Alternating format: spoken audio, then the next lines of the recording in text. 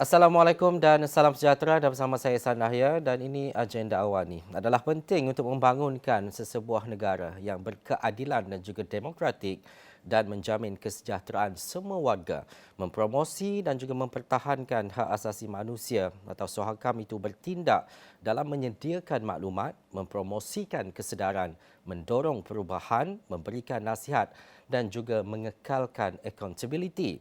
Laporan ini perlu sampai kepada rakyat dan perlu dibahaskan di Dewan Rakyat. Jadi, ini antara perkara dalam fokus agenda awal ni hari ini, kita bersama dengan Menteri di Jabatan Perdana Menteri, Undang-Undang dan Reformasi Institusi, Datuk Seri Azlina Osman Said. Assalamualaikum Datuk Seri. Waalaikumsalam. Datuk Seri, terima kasih bersama dengan Astra Awani. Pertama sekali, Suhakam membentangkan laporan tahunannya untuk dibahaskan di Parlimen buat kali pertama pada Disember 2019. Apakah laporan tahunan Suhakam adalah keperluan mendesak yang perlu dibahaskan dan kenapa laporan 2020 hanya akan dibahaskan tahun ini? Terima kasih atas soalan. Memang ini kali yang kedua, tetapi saya melihat perbahasan pada sesi ini akan menjadi satu bersejarah. Ia bersejarah kerana pembentangan ini akan menerima perbahasan setakat mana daripada semua ahli-ahli parlimen, tak kisah daripada pihak kerajaan ataupun pihak pembangkang. Itu yang pertama sejarahnya. Keduanya ialah kita pun nak tengok sama ada peluang untuk menjana cadangan, kritikan, pandangan daripada ahli-ahli yang berhormat, sebab saya melihat isu suhakam ini banyak secara langsung kena mengena rakyat.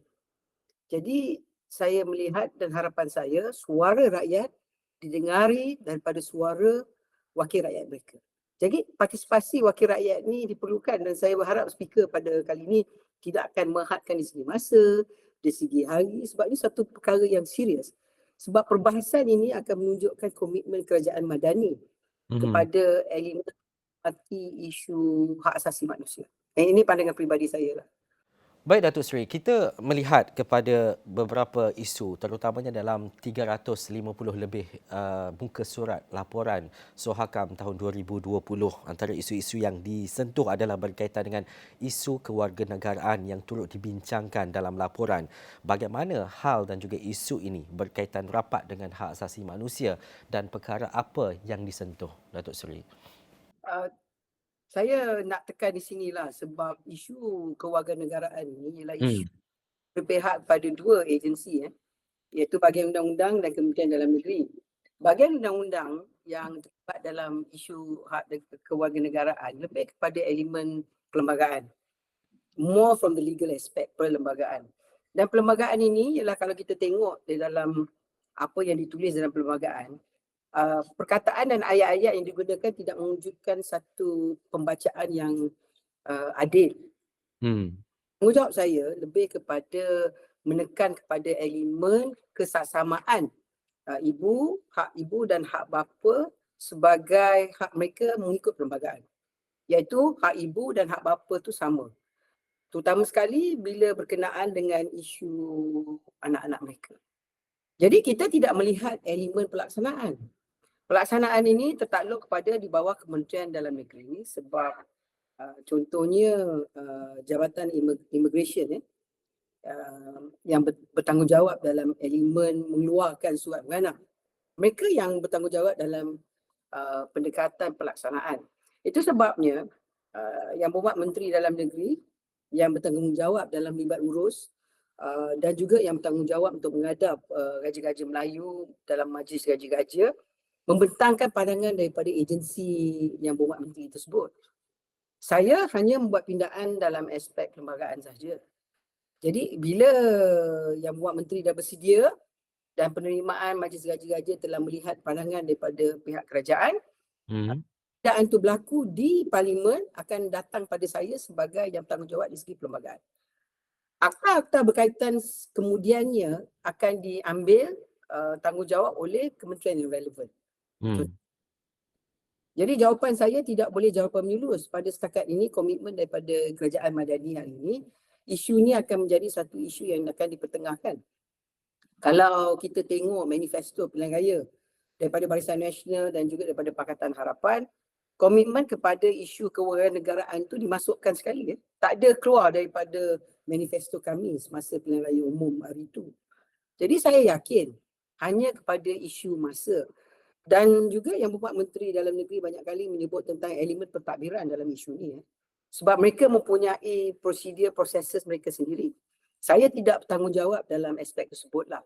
Hanya di segi undang-undang. Implementasi agensi lain. Bukan saya nak lari pada tanggungjawab. Tapi it's above my pay grade lah, kata orang putih.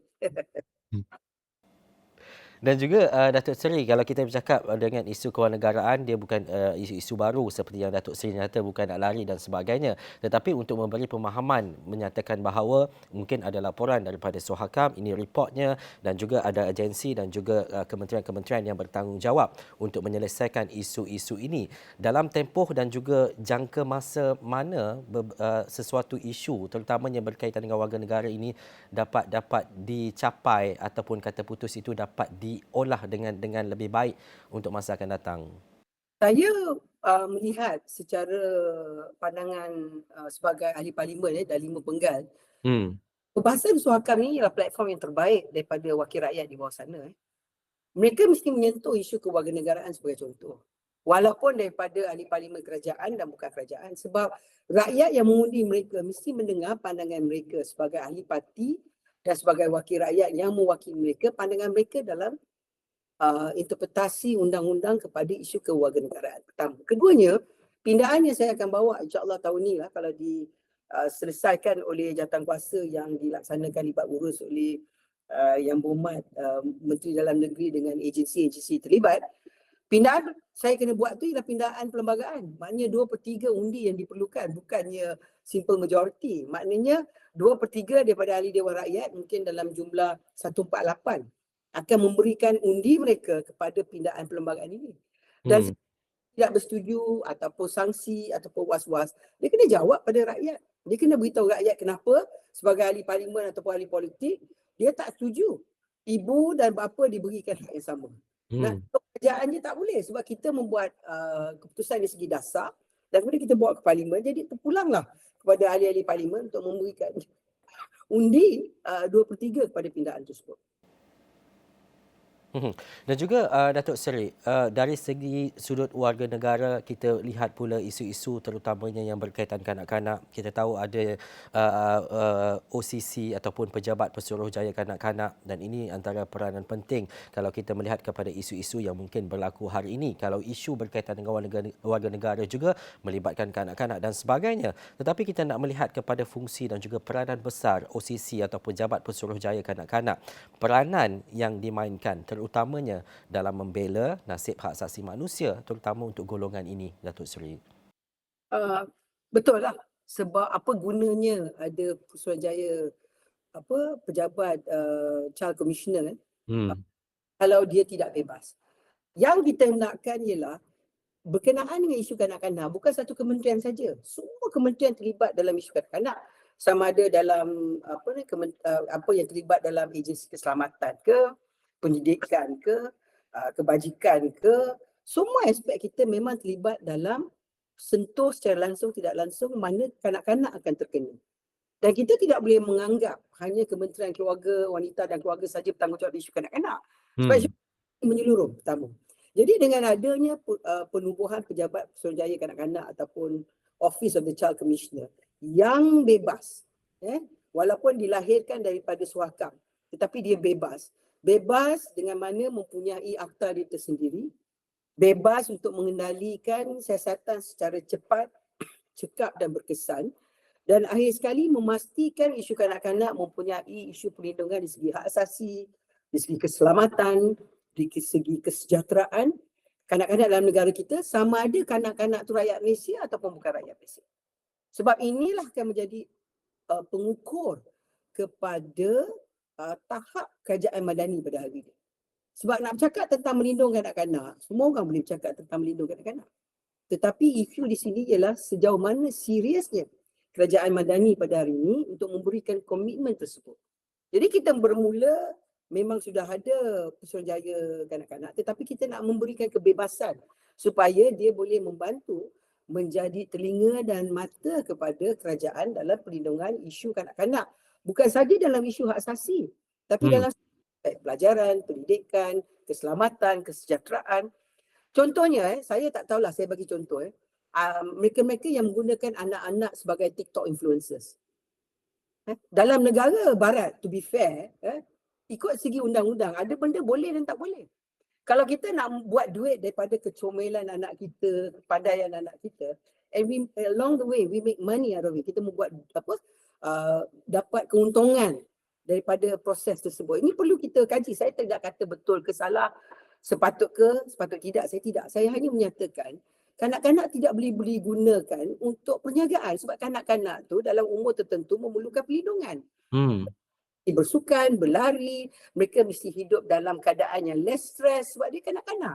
Pemikiran mereka kecil. Jadi siapa yang bertanggungjawab? Nak suruh menteri, nak suruh orang politik, kami ni pun kadang-kadang tak nampak. Dengan adanya pejabat Pusuruhanjaya kanak-kanak, dengan adanya satu badan yang bebas, saya berharapan bahawa Child Commissioner ni boleh bergerak dalam elemen yang begitu bebas di mana kanak-kanak sendiri pun boleh membuat laporan kalau mereka merasakan mereka memerlukan perlindungan. Dan kadang-kadang yang saya sedih sangat ni, kadang-kadang harapkan pagar makan padi. Maknanya yang sepatut melindungi mereka, mereka yang mengambil kesempatan daripada kanak-kanak ini. Jadi ini yang perlu kita kaji dan pakar-pakar yang perlu memberikan pandangan kepada kerajaan dalam membuat dasar tersebut.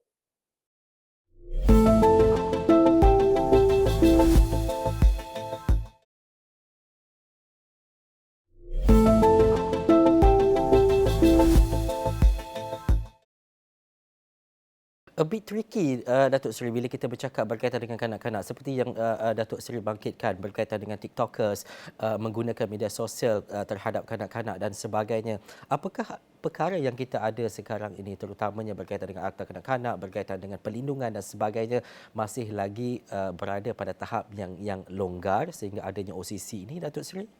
Saya tak boleh komen kerana saya bukan pakar kanak-kanak.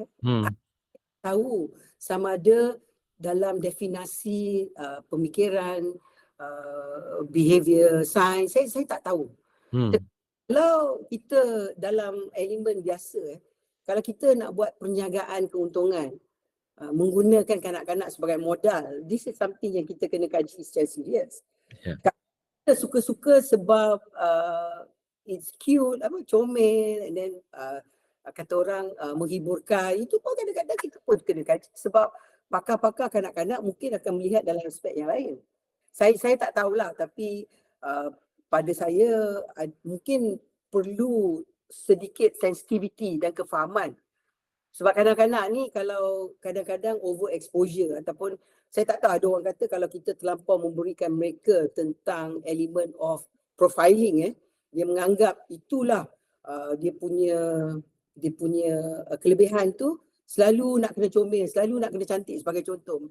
Adakah itu akan mengganggu pemikiran kanak-kanak tersebut? Saya bukan pakar. Tapi this is something to look at.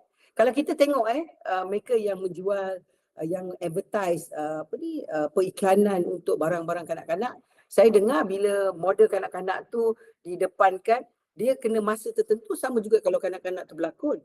Dia kena masa tertentu, dia tak boleh lebih daripada berapa jam, apa karakter dia boleh buat, dia tak boleh buat. So benda ni dia akan kaji. Dan kanak-kanak pun ada hak mereka. Tapi mak ayah ni pun tak bolehlah ambil kesempatan. Memanglah anak tu comel, kalau comel pun adalah hak ni sebagai contoh lah. Saya tak boleh komen lebih, nanti orang marah. Tapi ingatkan, dengan ada pejabat Pusuruhanjaya kanak-kanak, ini mungkin akan menjadi penilaian secara menyeluruh. Kita berhadapan dengan kanak-kanak dalam negara kita ataupun kanak-kanak daripada negara luar tetapi berada dalam negara kita, mau starting dalam negara kita. Ya, ini sesuatu perkara yang sangat menarik apabila Datuk Seri bangkitkan hal-hal seperti ini. Kadang-kadang ada perkara yang mungkin kita menganggap ia biasa tetapi ia perlu difikirkan dengan lebih mendalam bila kita bercakap berkaitan dengan behavior kanak-kanak dan sebagainya. Kita beralih kepada mungkin elemen ataupun perkara-perkara lain terutamanya dalam laporan. Ini berkaitan dengan National Human Rights Action atau NHRAP. Mungkin Datuk Seri ada penerangan dengan lebih jelas berkaitan dengan National Human Rights Action ini, Datuk Seri. Sebenarnya pada tahun 2018 kita mempunyai Pelan Tindakan Hak Asasi Manusia Kebangsaan. Malaysia memang mempunyai, dan pada tahun ni, tahun 2023, sudah tentu perlu ada semakan pada rancangan tersebut. Apa sebenarnya Pelan Tindakan Hak Asasi Manusia Kebangsaan ni, NHRAP ni? Ia sebenarnya adalah macam satu faktor yang boleh memberi bantuan kepada agensi-agensi yang terlibat dalam isu hak asasi, the do's and don'ts dalam bahasa orang putih lah. Dan ia adalah langkah-langkah yang kita nak bila kerajaan mengendalikan isu-isu tertentu, dia mesti mengambil kira beberapa perkara. Dan ini sama seperti ukuran Malaysia sebagai sebahagian daripada United Nations Development Program, UNDP. Dan suakan pula dalam sekarang ni sedang dalam usaha dalam National Baseline Assessment. Saya bagi contoh, sebagai contohnya dalam elemen pelabur asing luar negara. Pelabur-pelabur asing pada hari ini di dunia sebagai investors, mereka nak, kalau dia nak melabur dalam sebuah negara, dia akan melabur dalam negara yang menghormati isu hak asasi. Dan isu hak asasi ini bukan saja dalam isu mungkin alam sekitar, tetapi ialah cara kita berhubung dengan pekerja asing, cara kita berhubung dengan pekerja dalam gender aspect, diversity, kemudian cara kita berhubung dengan isu perkauman.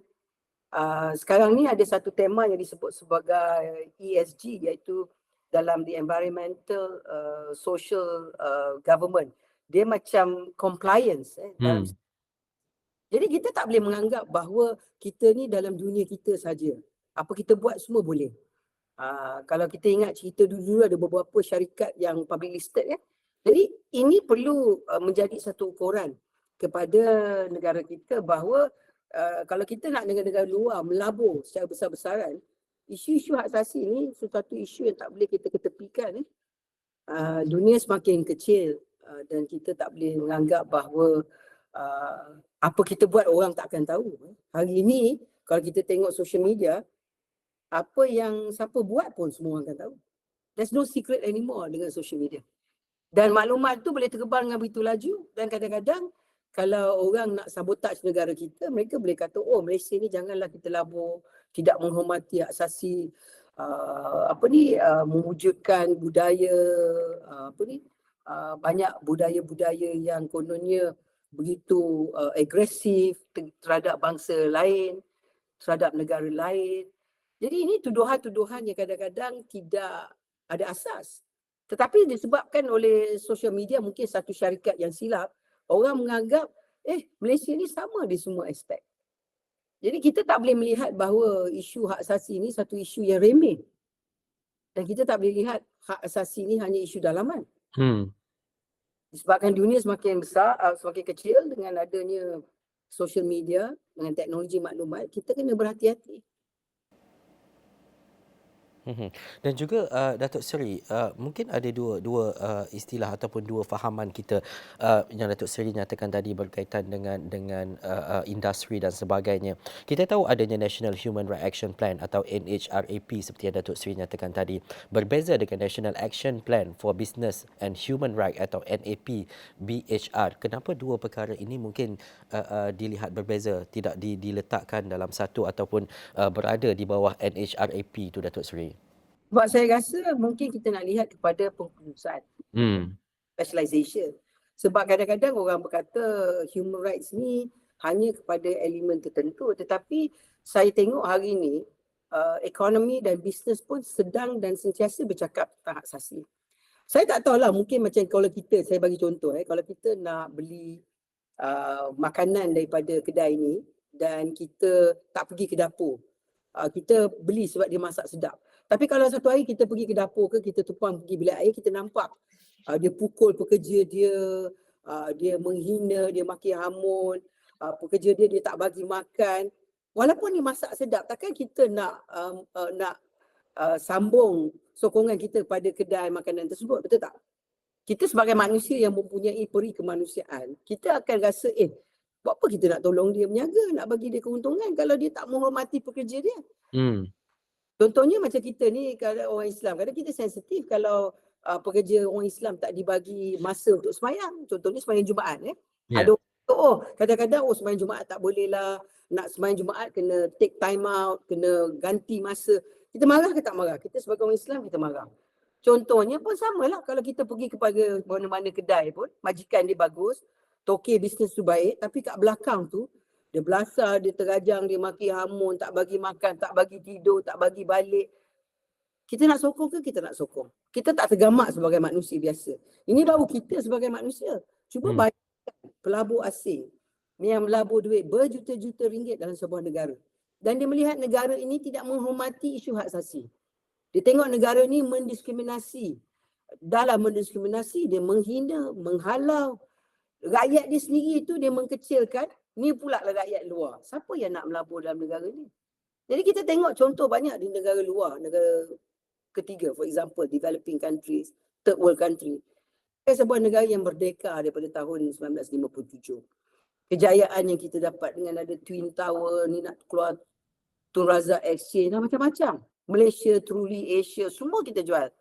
Tapi orang datang Malaysia, maki hamun pekerja asing dekat airport, dah orang dah mula takut dah. Contohnya lah. Jadi kita kenalah berhati-hati sebab dunia memandang pada Ya, ini bila Datuk sebut dunia memandang kepada kita sekarang ini perkara yang menakutkan, tetapi ia berbalik kepada isu bagaimana masyarakat awam perlu menyokong usaha dalam memperkukuhkan pelindungan hak asasi manusia di Malaysia berdasarkan kepada pindaan-pindaan Suhakam yang dibuat. Bagaimana Datuk Seri mengharapkan bahawa sokongan daripada rakyat dan juga masyarakat untuk memastikan bahawa usaha ini dapat diperkukuhkan dan akhirnya nanti Parlimen dan juga mereka yang bersidang sama-sama dapat membantu, dapat mengolah sesuatu yang lebih baik dalam Suhakam ini, Datuk Seri. kesimpulannya mudah. Hmm. Orang Suhakam ni rakyat pun kena baca. Orang politik lagi kena baca. Rakyat meletak ahli parlimen mewakili mereka sama ada parti kerajaan ke parti pembangkang. Tetapi rakyat kena tuntut daripada wakil rakyat mereka. Supaya wakil rakyat mereka dapat menyuarakan perkara ini sebab yang menjadi mangsa akhirnya adalah rakyat Malaysia. Jadi saya pun memang seronoklah nak dengar perbahasan daripada kawan-kawan kita ahli parlimen yang banyak pengalaman. Dulu kerajaan, sekarang pembangkang. Dulu pembangkang, sekarang kerajaan. Jadi kita pun nak dengar. Sebab saya selalu percaya bahawa sebagai orang politik, kadang-kadang kita bukanlah badan agensi yang melaksanakan kerja tersebut. Kita hanya melihat pada aspek dasar sebab kita orang politik. Tetapi agensi kerajaan pun mesti menyedari bahawa kesilapan yang mereka buat akan juga memberi impak yang negatif kepada dari politik seperti ahli parlimen, seperti senators. Sebab masyarakat melihat kita ni sebagai golongan yang bertanggungjawab sebagai ahli parlimen, Dewan Rakyat, wakil rakyat yang berhormat, kita bertanggungjawab. Dan saya tahu kadang-kadang di bawah tu bila ada masalah dalam kawasan parlimen, mereka akan cari wakil rakyat. Isu kezaliman, isu hak asasi, isu pekerja asing, semua orang cari wakil rakyat sama ada wakil rakyat kerajaan atau wakil rakyat pembangkang. Saya tak yakin dan saya tak percaya tak ada wakil rakyat di luar sana di parlimen yang tak pernah mengalami isu yang ditimbulkan dalam pelanggaran hak asasi. Mereka mesti mendengar cerita-cerita ni. Yang penting saya berharap tadi pagi tu Menteri Dalam Negeri telefon saya tadi siang beritahu saya kemudian dia ready untuk jawab. Jadi itu yang kita nak. Kita nak menteri-menteri ke timbalan menteri berdiri kalau salah mengaku kita salah. Kita buatkan pembetulan. Kita tengok kepada pendekatan yang lebih baik untuk negara kita. Itu yang kita nak. Inilah kerajaan madani. Ini yang kita nak tengok. Perubahan yang dijanjikan. Ini saya. Perbahasan itu juga perlu berlaku dalam suasana yang harmoni kan Datuk Seri? Perbahasan memang semua harmoni. Itu sebab speaker tu penting.